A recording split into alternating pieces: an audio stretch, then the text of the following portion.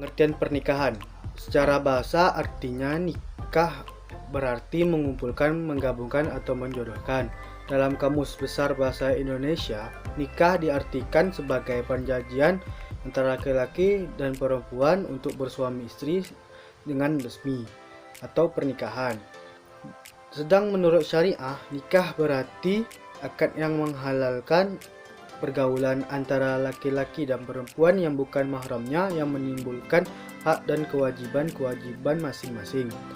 Dalam Undang-Undang Pernikahan RI UPERI Nomor 1 Tahun 1974, definisi atau pengertian perkawinan ialah ikatan lahir batin antara seorang pria dan wanita sebagai suami istri dengan tujuan membentuk keluarga atau rumah tangga yang berbahagia dan kekal berdasarkan ketuhanan yang Maha Esa. Pernikahan sama artinya perkawinan. Allah SWT berfirman, dan jika kamu takut tidak akan dapat berlaku adil terhadap hak-hak perempuan yang yatim, bila kamu mengawininya, maka kawinlah wanita-wanita lain yang kamu senangi. 2, 3, atau 4. Kemudian jika kamu takut tidak dapat berlaku adil, maka kawinlah seorang saja atau budak-budak yang kamu miliki. Yang demikian itu adalah lebih dekat kepada tidak berbuat aniaya. Quran Surah An-Nisa ayat 3. Tujuan pernikahan. Seorang yang akan menikah harus memiliki tujuan yang positif dan mulia untuk membina keluarga sakinah dalam rumah tangga. Di antaranya sebagai berikut. Yang pertama, untuk memenuhi tuntunan naluri hak manusia yang asasi. Rasulullah SAW bersabda dari Abu Hurairah dari Nabi Muhammad SAW, beliau bersabda, wanita dinikahi karena 4 halnya, karena hartanya, kedudukannya, kecantikannya, dan agamanya. Nikahlah wanita karena agamanya, kalau tidak kamu akan celaka. Hadis riwayat Al-Bukhari dan Muslim. Yang kedua, untuk mendapat ketenangan hidup. Allah SWT berfirman, dan di antara tanda-tanda kebesarannya ialah Dia menciptakan pasangan-pasangan untukmu dari jenismu sendiri agar kamu cenderung dan merasa tentram kepadanya, dan Dia menjadikan di antaramu rasa kasih dan sayang. Sungguh pada yang demikian itu benar-benar terdapat tanda-tanda kebesaran Allah SWT bagi kaum yang berpikir. Quran Surah An-Rum ayat 21. Untuk yang ketiga, untuk membentengi akhlak. Rasulullah SAW bersabda, wahai para pemuda, barang siapa di antara kalian berkemampuan untuk menikah, maka nikahilah. Karena nikah itu lebih menundukkan pandangan dan lebih membentengi fajri. Dan barang siapa yang tidak mampu, hendaklah ia berpuasa atau syom, karena syom itu dapat membentengi dirinya. Hadis riwayat Al-Bukhari dan Muslim. Yang keempat, untuk meningkatkan ibadah kepada Allah SWT. Rasulullah SAW bersabda, jika kalian bersetubuh dengan istri-istri kalian termasuk sedekah. Mendengar sabda Rasulullah SAW, para sahabat keheranan dan bertanya, wahai Rasulullah, seorang suami yang memuaskan nafsu birahi terhadap istrinya, ia akan mendapatkan pahala? Nabi Muhammad SAW menjawab, bagaimana menurut kalian jika mereka para suami bersetubuh dengan selain istrinya? Bukankah mereka berdosa? Jawab para sahabat, ya benar. Beliau bersabda lagi, begitu pula kalau mereka bersetubuh dengan istrinya di tempat yang halal, mereka akan memperoleh pahala. Hadis riwayat Muslim. Yang kelima, untuk mendapatkan keturunan yang saleh. Allah SWT berfirman, Allah SWT telah menjadikan dari diri kamu itu pasangan suami istri, dan menjadikan bagimu dari istri-istrimu itu anak-anak dan cucu-cucu, dan memberimu rezeki yang baik-baik. Maka mengapa mereka beriman kepada yang batil dan mengingkari nikmat Allah SWT? Quran Surah An-Nahl ayat 72. Yang terakhir, untuk menegakkan rumah tangga yang islami. Dalam Al-Quran disebutkan bahwa Islam membenarkan adanya talak, penceraian, jika suami istri sudah tidak sanggup lagi mempertahankan keutuhan rumah tangga. Firman Allah SWT, talak yang dapat dirujuki 2 kali, setelah itu boleh dirujuk lagi dengan cara ma'ruf atau menceraikan dengan cara yang baik. Tidak halal lagi mereka kecuali kalau keduanya khawatir tidak akan dapat menjalankan hukum-hukum Allah SWT. Maka tidak ada dosa atas keduanya tentang bayaran yang diberi oleh istri untuk menebus dirinya. Itulah hukum-hukum Allah SWT. Maka janganlah kamu melanggar. Barang siapa yang melanggar hukum-hukum Allah SWT, mereka itulah orang-orang yang zalim. Quran Surah Al-Baqarah ayat 229. Hukum pernikahan. Para ahli fikih sependapat bahwa hukum pernikahan tidak sama kepada semua mukallaf, melainkan disesuaikan dengan kondisi masing-masing, baik dilihat dari kesiapan ekonomi, fisik, mental, ataupun karena itu hukum nikah bisa menjadi wajib, sunnah, mubah, haram, dan makruh. Penjelasannya sebagai berikut. Yang pertama, wajib, yaitu bagi orang yang telah mampu baik fisik, mental, ekonomi, maupun akhlak untuk melakukan pernikahan, mempunyai keinginan untuk menikah, dan jika tidak menikah maka dikhawatirkan akan jatuh pada perbuatan maksiat, maka wajib baginya untuk menikah. Karena menjauhi zina baginya adalah wajib, dan cara menjauhi zina yaitu dengan menikah.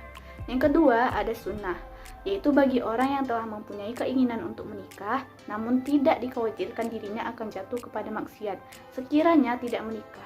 Dalam kondisi seperti ini, seseorang boleh melakukan dan boleh tidak melakukan pernikahan, tapi melakukan pernikahan adalah lebih baik daripada mengkhususkan diri untuk beribadah sebagai bentuk sikap taat kepada Allah Subhanahu wa Ta'ala. Yang ketiga, ada haram, yaitu bagi orang yang yakin bahwa dirinya tidak akan mampu melaksanakan kewajiban-kewajiban pernikahan, baik kewajiban yang berkaitan dengan hubungan seksual maupun berkaitan dengan kewajiban-kewajiban lainnya.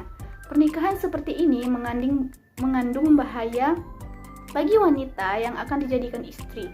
Sesuatu yang menimbulkan bahaya dilarang dalam Islam. Yang keempat, ada makruh, yaitu bagi seseorang yang mampu menikah tetapi dia khawatir akan menyakiti wanita yang akan dinikahinya, atau menzalimi hak-hak istri dan buruknya pergaulan yang dia miliki dalam memenuhi hak-hak manusia, atau tidak minat terhadap wanita dan tidak mengharapkan keturunan. Yang kelima adalah mubah, bagi yang mampu dan aman dari fitnah, tetapi tidak membutuhkannya atau tidak memiliki syahwat sama sekali, seperti orang yang impoten atau lanjut usia, atau yang tidak mampu menafkahi, sedangkan wanita rela dengan syarat wanita tersebut harus rasyidah atau berakal. Juga mubah bagi yang mampu menikah dengan tujuan hanya sekedar untuk memenuhi hajatnya atau bersenang-senang, tanpa ada niat ingin keturunan atau melindungi diri dari yang haram. Di dalam sebuah pernikahan terdapat rukun dan syarat pernikahan yang harus terpenuhi. Rukun nikah ada 5, yaitu 1. Calon suami. Syarat untuk calon suami sebagai berikut. A. Bukan mahram si wanita. Calon suami bukan termasuk yang haram dinikahi karena adanya hubungan nasab atau sepersusuan. B. Orang yang dikehendaki, yakni adanya keridoan dari masing-masing pihak. Dasarnya adalah hadis dari Abu Hurairah radhiyallahu anha yang berbunyi, dan tidak boleh seorang gadis dinikahkan sehingga ia diminta izinnya. Hadis riwayat Al-Bukhari dan Muslim. C. Muayyan atau beridentitas jelas. Harus ada kepastian siapa identitas mempelai laki-laki dengan menyebut nama atau sifatnya yang khusus. Rukun yang kedua yaitu calon istri. Syarat untuk calon istri adalah A. Bukan mahram si laki-laki. B. Terbebas dari halangan nikah, misalnya masih dalam masa iddah atau berstatus sebagai istri orang. Rukun ketiga yaitu wali, adalah bapak kandung mempelai wanita, penerima wasiat atau kerabat terdekat, dan seterusnya sesuai dengan urutan ashabah wanita tersebut, atau orang bijak dari keluarga wanita atau pemimpin setempat. Rasulullah SAW bersabda, tidak ada nikah kecuali dengan wali. Umar bin Khattab radhiyallahu anha berkata, wanita tidak boleh dinikahi kecuali atas izin walinya, atau orang bijak dari keluarganya, atau seorang pemimpin. Syarat untuk menjadi wali adalah A. Orang yang dikehendaki, bukan orang yang dibenci. B. Laki-laki bukan perempuan atau banci. C. Mahram si wanita. D. Baligh bukan anak-anak.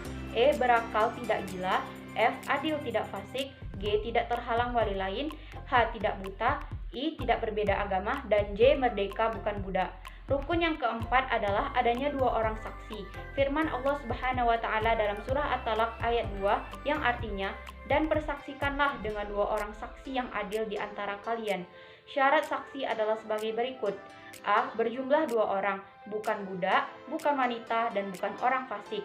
B. Tidak boleh merangkap sebagai saksi walaupun memenuhi kualifikasi sebagai saksi. C. Sunnah dalam keadaan rela dan tidak terpaksa.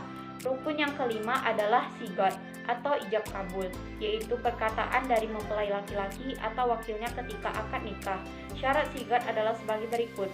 A. Tidak tergantung dengan syarat lain. B. Tidak terikat dengan waktu tertentu. C. Boleh dengan bahasa asing. D. Dengan menggunakan kata tazwij atau nikah. Tidak boleh dalam bentuk kinayah atau sindiran. Karena kinayah itu membutuhkan niat, sedangkan niat itu sesuatu yang abstrak. Dan yang terakhir adalah qabul atau dengan ucapan qabil tu nikahah atau tazwijahah dan boleh didahulukan dari ijab. Syarat sah pernikahan. 1. Beragama Islam bagi pengantin laki-laki. Untuk non-muslim, wajib beragama Islam terlebih dahulu, baru pernikahan dapat dilanjutkan. 2. Bukan laki-laki mahram bagi calon istri. 3. Mengetahui wali akad nikah. Dalam Islam, pemilihan wali sudah diatur dengan tepat dan tidak sembarangan. Allah menjadikan keluarga dari pihak perempuan seperti ayah, kakek, dan seterusnya secara berurutan sebagai wali. 4. Tidak sedang melaksanakan haji. Rasulullah SAW bersabda, seseorang yang sedang berihram tidak boleh menikahkan, tidak boleh dinikahkan, dan tidak boleh menghitbah. Hadis riwayat Muslim. 5. Tidak karena paksaan. Pernikahan yang dilangsungkan bukan merupakan paksaan dari pihak manapun, karena menikah adalah atas dasar keinginan calon pengantin sendiri. Pernikahan yang tidak sah. Di antara pernikahan yang tidak sah dan dilarang oleh Rasulullah SAW yaitu 1. Pernikahan mut'ah, yaitu pernikahan yang dibatasi untuk jangka waktu tertentu, baik sebentar ataupun lama. Misalnya pernikahan kontrak yang membatasi waktu perkawinan selama sebulan atau setahun. Dasarnya adalah hadis riwayat Muslim yang berbunyi bahwa Rasulullah SAW melarang pernikahan mut'ah serta daging kedelai kampung atau jinak pada saat perang Khaybar. Hadis riwayat Muslim. 2.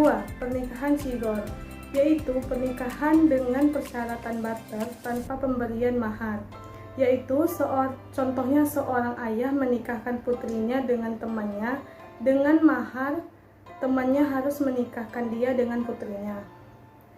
Pernikahan ini dikatakan tidak sah karena ada gabungan dua akad dan menjadikan akad masing-masing sebagai maharnya. Sesungguhnya Rasulullah SAW melarang nikah shigor. Adapun nikah shigor yaitu seorang bapak menikahkan seseorang dengan putrinya dengan syarat bahwa seseorang itu harus menikahkan dirinya dengan putrinya tanpa mahar di antara keduanya. Hadis riwayat Muslim.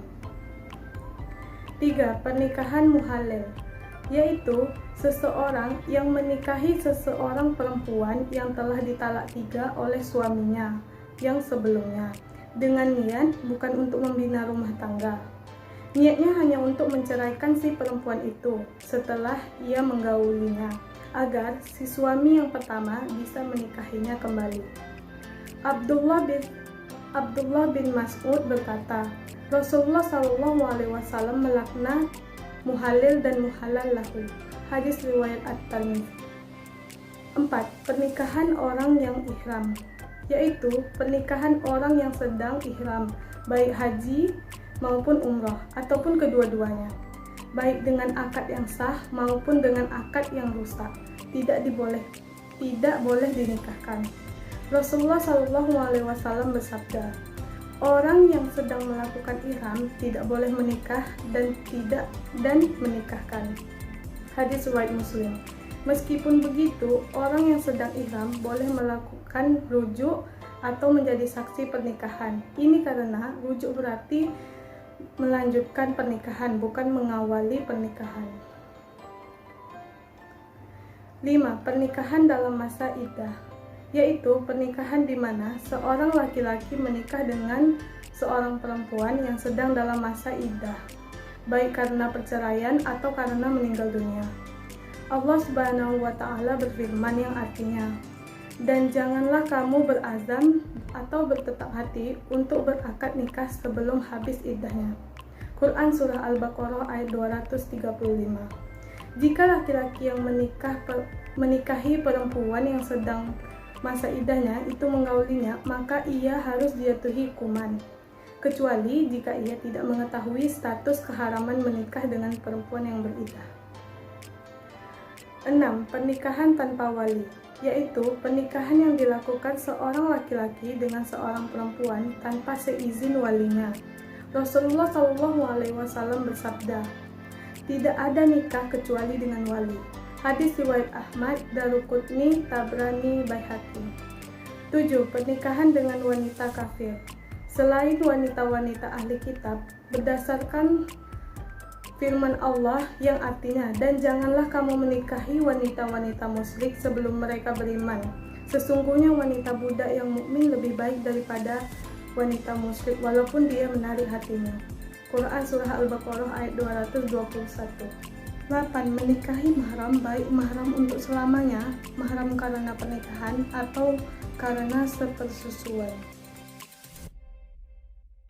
Selanjutnya, pernikahan menurut Undang-Undang Perkawinan Indonesia Nomor 1 Tahun 1974. Di dalam negara Republik Indonesia, segala sesuatu yang bersangkut paut dengan penduduk harus mendapat legalitas pemerintah dan tercatat secara resmi, seperti halnya kelahiran, kematian, dan perkawinan dalam rangka tertib hukum dan tertib administrasi. Maka tata cara pelaksanaan pernikahan harus mengikuti prosedur sebagaimana diatur dalam peraturan pemerintah tentang pelaksanaan Undang-Undang Nomor 1 Tahun 1974. Adapun pencatatan pernikahan sebagaimana termaktub dalam bab 2 pasal 2 adalah dilakukan oleh pegawai pencatat nikah atau yang disebut dengan PPN yang berada di wilayah masing-masing. Karena itu, pegawai pencatat nikah mempunyai kedudukan yang amat penting dalam peraturan perundang-undangan di Indonesia, yaitu diatur dalam Undang-Undang Nomor 32 Tahun 1954.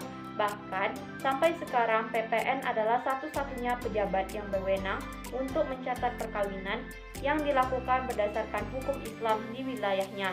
Artinya, siapapun yang ingin melangsungkan perkawinan berdasarkan hukum Islam berada di bawah pengawasan PPN. Hak dan kewajiban suami istri. Dengan berlangsungnya akad pernikahan, maka memberi konsekuensi adanya hak dan kewajiban suami istri yang mencakup 3 hal, yaitu kewajiban bersama antara suami dan istri, kewajiban suami terhadap istri, dan kewajiban istri terhadap suami. 1. Hak dan kewajiban suami istri ada 5. Pertama, memelihara dan mendidik anak dengan sebaik-baiknya. Kedua, berbuat baik terhadap mertua, ipar, dan kerabat lainnya baik dari suami atau istri. Ketiga, setia dalam hubungan rumah tangga dan memelihara keutuhannya dengan melakukan pergaulan secara bijaksana, rukun, damai, dan harmonis. Keempat, menjaga penampilan lahiriah dalam rangka merawat keutuhan cinta dan kasih sayang di antara keduanya. Kelima, saling bantu-membantu antara keduanya. Kedua, kewajiban suami terhadap istri. 1. Menjadi pemimpin, memelihara dan membimbing keluarga lahir dan batin serta menjaga dan bertanggung jawab atas kesejahteraan keluarganya. Quran Surat At-Tahrim, surah ke-66 ayat 6. 2. Memberi nafkah, pakaian dan tempat tinggal kepada anak-anaknya sesuai dengan kemampuan yang diusahakan secara maksimal. Quran Surat Al-Baqarah, surah kedua ayat 168 dan 172. 3. Bergaul dengan istri secara makruf dan memperlakukan keluarganya dengan cara baik. 4. Masing-masing anggota keluarganya, terutama suami dan istri, bertanggung jawab sesuai fungsi dan perannya masing-masing. 5. Memberi kebebasan berpikir dan bertindak beristis sepanjang sesuai norma Islam. Membantu tugas-tugas istri serta tidak mempersulit kegiatan istri. Kewajiban istri terhadap suami. Yang pertama, taat kepada perintah suami. Istri yang setia kepada suaminya berarti telah mengimbangi kewajiban suaminya kepadanya. Ketaatan istri kepada suami hanya dalam hal kebaikan. Jika suami meminta istri untuk melakukan sesuatu yang bertentangan dengan syariat Islam, maka istri harus menolaknya. Tidak ada ketaatan kepada manusia dalam kemaksiatan kepada Allah Subhanahu wa taala. Yang kedua, selalu menjaga diri dan kehormatan keluarga. Menjaga kehormatan diri dan rumah tangga adalah bila mana suami tidak ada di rumah. Istri wajib menjaga harta dan kehormatan suami. Karenanya, istri tidak boleh keluar rumah tanpa seizin suami. Yang ketiga, bersyukur atas nafkah yang diterima dan menggunakannya dengan sebaik-baiknya. Yang keempat, membantu suami dan mengatur rumah tangga sebaik mungkin. Hikmah dalam pernikahan diantaranya sebagai berikut. 1. Terciptanya hubungan antara laki-laki dan perempuan yang bukan mahram dalam ikatan suci yang halal dan diridhoi Allah Subhanahu wa taala.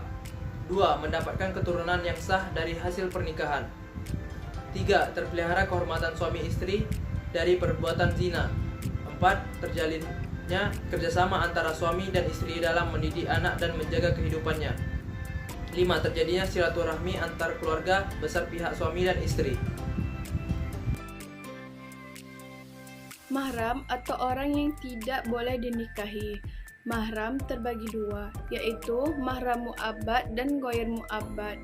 Mahram mu'abbad yaitu wanita yang diharamkan untuk dinikahi selama-lamanya, seperti keturunan, satu susuan, mertua perempuan, anak tiri, jika ibunya sudah dicampuri, bekas menantu perempuan dan bekas ibu tiri. Kemudian ghair mu'abbad yaitu mahram sebab menghimpun dua perempuan, yaitu status bersaudara, misalnya saudara sepersusuan, kakak dan adiknya.